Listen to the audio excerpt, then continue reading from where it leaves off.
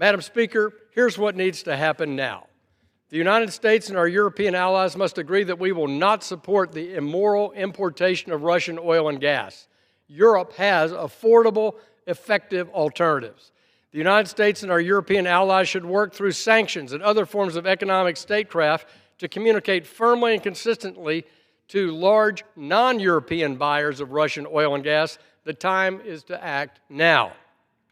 Congress should act immediately by passing Congressman Zach Nunn's Bipartisan Peace Act. This proposal would finally kneecap Russia's energy revenues, which still total some $200 billion per year. This would impose secondary sanctions on the country, including on Gazprom and Rosneft. It passed out of my committee, the Financial Services Committee, by a vote of 53-1. It would be the first intensive sanctioning of the Russian banking industry since the invasion.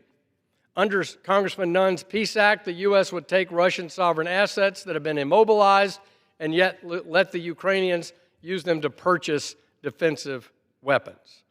Congress should also fully consider, debate, amend, and pass sanction legislation offered by Senator Lindsey Graham, which has 84 co-sponsors, and its companion bill in the House, sponsored by Congressman Brian Fitzpatrick. The President should, as a part of the newfound backbone of the G7, fully implement the REPO Act, which I worked on diligently with former Foreign Affairs Chairman Michael McCaul and Senate Foreign Relations Chair Jim Risch. This measure, signed into law in 2024, puts direct and immediate heat on Russian sovereign assets held outside the country. Here again, we need the Europeans to step forward. In 2024, in the spring, the Council of Europe actually fully supported this idea with a 100% vote.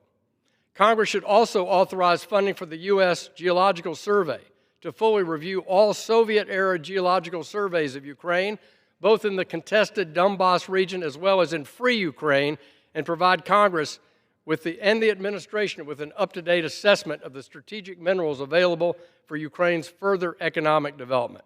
The time for action is now.